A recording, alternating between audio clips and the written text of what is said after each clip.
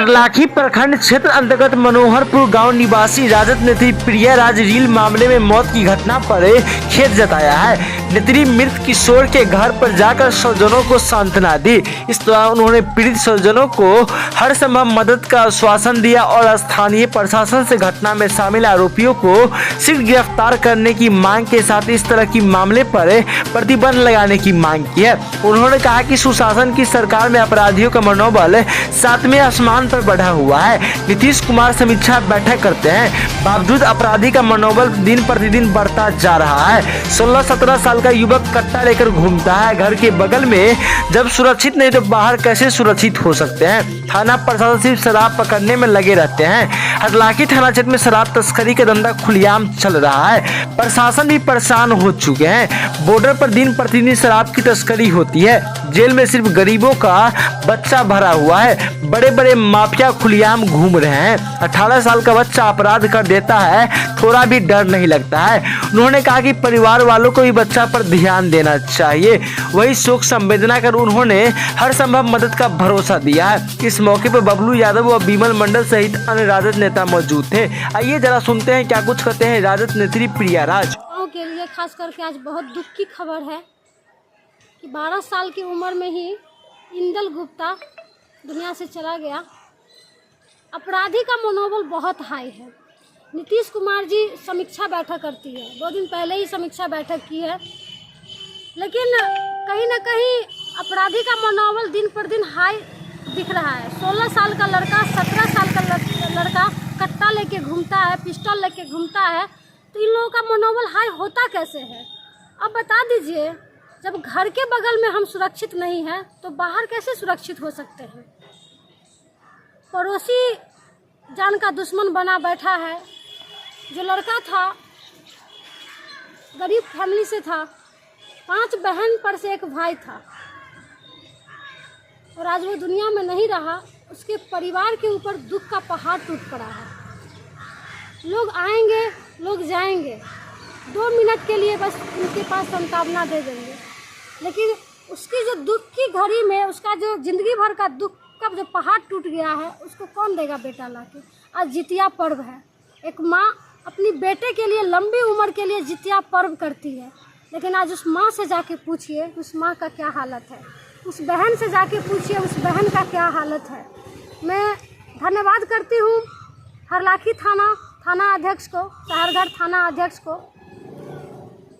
जो एक्टिव है, काम कर रही है। सूचना मिलते ही उसके पिता को अरेस्ट कर लिया गया, उसके घर को सील कर दिया गया है। 1 सप्ताह का टाइम दिया गया है थाना के तरफ से कि अगर अपराधी नहीं पकड़ा जाता है तो फिर कुर्की जब्ती होगा, लेकिन ये कब तक चलेगा? गए हुए थे, घटना स्थल पर गए थे। उनका मतलब मैं बता नहीं सकती हूँ, उनका बहन शायद खुद कंधे पर। मैं पहली बार देखी हूँ अपने आँख से कि 4 बहन अपने भाई को कंधा दी है। आप समझ सकते हैं, अगर आपको गलती से वो वीडियो अगर मिल जाएगा, अगर फोटो आप देख लीजिएगा तो आपकी रूह कांप जाएगी। हम वहाँ खड़े थे, हमको बर्दाश्त नहीं हो रहा था वो सीन। जैसे वो बहन, चारों बहन अपने भाई को पकड़ के लिपट के रो रही थी और बार बार बता रही थी कि हम राखी किसको बांधेंगे, मेरा भाई चला गया। मतलब क्या हो रहा है कुछ समझ में नहीं आ रहा है।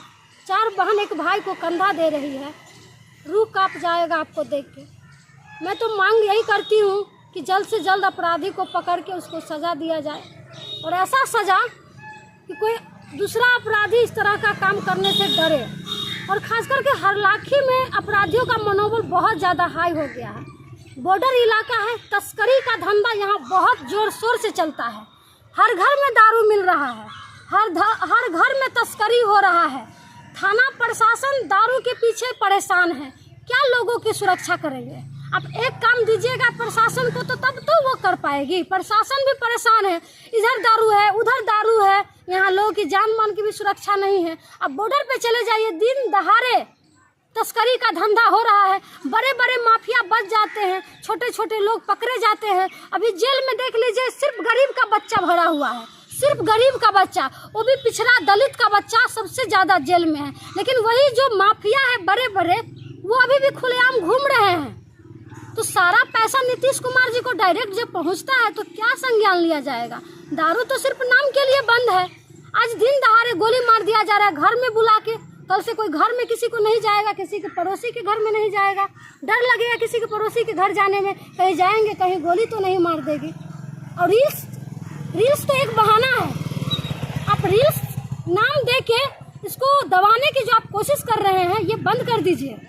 हमें लगता है ये साजिश है, ये रील्स की बात नहीं है, ये साजिश है।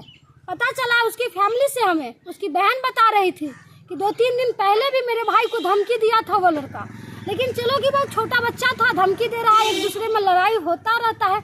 लेकिन इतना बड़ा अपराध कर देना, आप समझ सकते हैं 18 साल का बच्चा गोली मार देता है किसी 12 साल का बच्चा को। इतना मनोबल हाई कैसे हो जाता है और डर भी नहीं लगता है।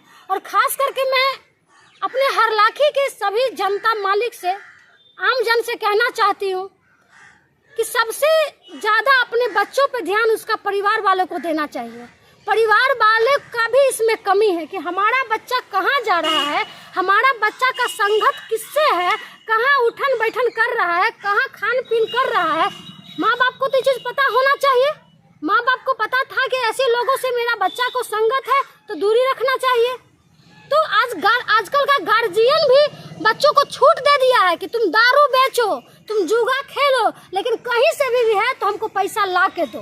गलत धंधा ही करो लेकिन पैसा ला के दो। अभी आप देख रहे होंगे कि गार्जियन सपोर्ट करता है 12 साल 13 साल बच्चा को कि तुम जाके दारू बेचो, और घर में दारू बेचवाता है तो क्राइम तो होगा ही।